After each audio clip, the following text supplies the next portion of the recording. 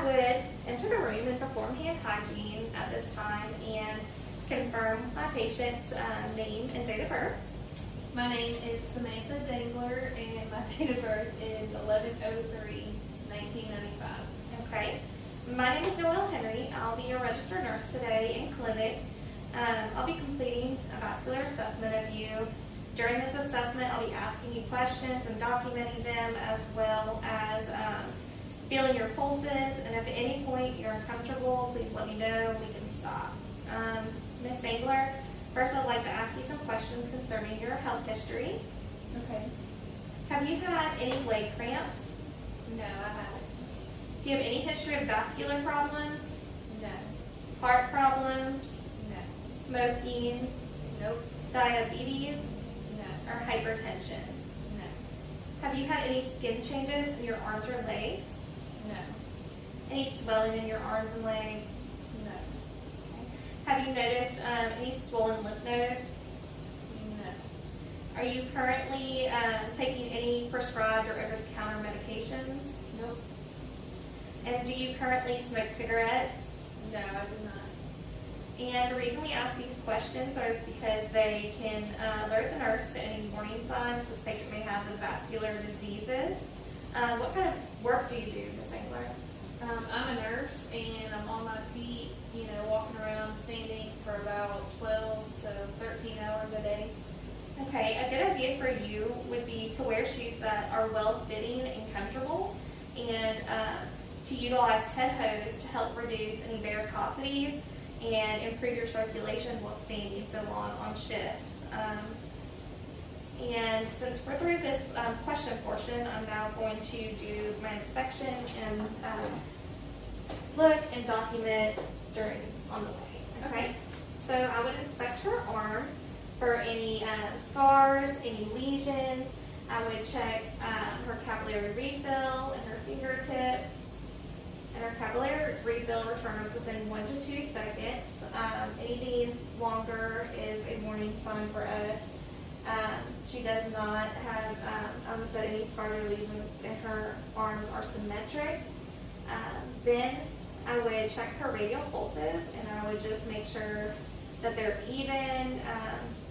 I would rate them on a scale between 1 and 4, and hers are 2+. And her brachial pulses as well, they're even, which is a good sign. A fuller bounding would be indicative of maybe some anxiety, anemia, whereas a thready pulse could show that she's in shock or have some peripheral arterial disease. So next, I'm going to check her epitrochlear nodes, and that is around the area of her brachial pulses, and you just feel depressing down there within 2 to 3 centimeters, and I'll check on both sides. And really, a lot of times you won't feel anything here. You really shouldn't feel the nodes, but if you did, this could be a sign of infection. But I did not feel anything there, so those are normal. It can also be a sign of a patient maybe having leukemia or HIV because they would get swollen and palpable at that point. So next we're going to move on to her legs. And in her legs we're going to be inspecting in the same way that we did with her arms, just noting her venous pattern, noting any color changes, noting the size of her legs. Her legs are symmetric. Her hair is evenly distributed. As far as her, there's no erythema. Her nails on her toes look normal. They all look the same. She's not missing any digits in her toes as well.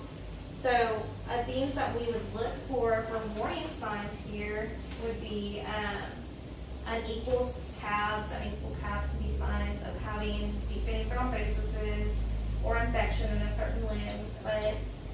And for any brown discoloration, which can be red blood cell degradation from chronic venous stasis. So you would feel also the temperature in her feet and legs, and they are all kind of equally warm. If they were cool, that would be a sign that she could have a blood clot and of edema ischemia. So for purposes of this exam, I am not going to feel her femoral pulse. But the femoral pulse is right here, just to give the clients more comfort. We're not going to do that today, but I will at this point check her popliteal, her posterior tibial, and her dorsalis pedis. So her popliteals can be felt right here.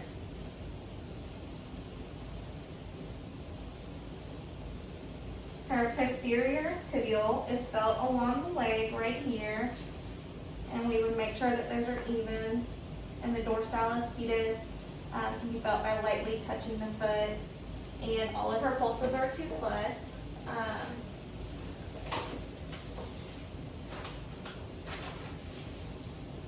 And also, whenever, if I was to have felt the femoral artery, you can also feel for the inguinal nodes.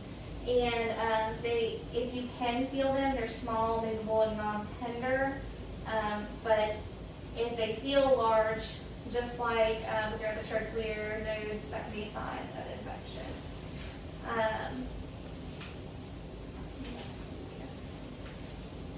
Another assessment that I would do at this time would be checking for any pitting edema in her legs. And she does not have any, but pitting edema is also rated on a scale from 1 to 4. Pitting edema can be a sign of congestive heart failure, DVT, like previously mentioned, and it can be a sign of infection in that extremity, but she does not have any. And then, another exam that we could do, if the patient was lying down, I could have her sit up and check the fill in her feet and basically how quickly the color returns to her feet. It should return within 10 seconds, and this is just a good sign to see if there's any arterial insufficiency in the refill of her feet. If the patient at that time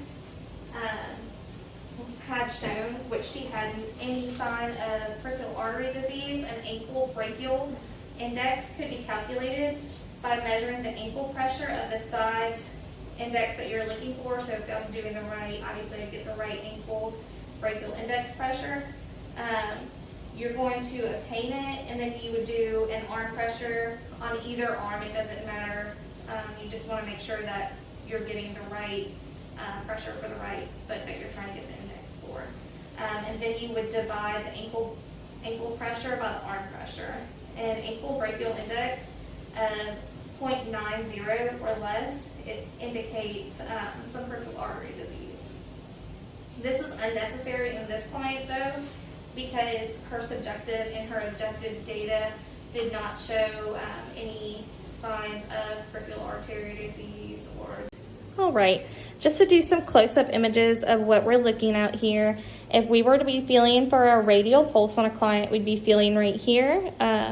And then if we were feeling for a brachial pulse, we would feel right here. This is also the site where the epitrochlear nodes are felt, and that can be felt by holding the client's hand and then feeling up here. You're going to depress there 2 to 3 centimeters above and behind the medial condyle of the humerus. And as we said earlier, if those were swollen, that would be a sign indicative of infection or of things like leukemia and HIV. As said earlier, I am not going to feel her femoral pulse, but her femoral pulse would be felt there. That is also where her inguinal nodes are felt. The lymph nodes of the inguinal are usually 1 centimeter and movable and non-tender. So the femoral is felt just below the inguinal ligament, halfway between the pubis and the anterior superior iliac spine. Our popliteal is felt with the leg extended but relaxed. The thumbs are anchored on the knee. And at this time, you would curl your fingers around and the popliteal fossa and feel that pulse. And then we would also feel our posterior tibial, and that is found around on this side. And you can press lightly for this one. This is not one that always needs to be done during assessment, but it can. And then your dorsalis pedis, and this pulse is felt lateral to and parallel to the extensor tendon of the big toe. And you cannot press hard when feeling this pulse, because if you press too hard, you may mash it and kind of do away with it. And as said earlier, all of her pulses were 2+ and normal. That concludes our vascular and lymphatic exam. Thank you for watching, and thank you, Ms. Stangler, for allowing me to do your assessment.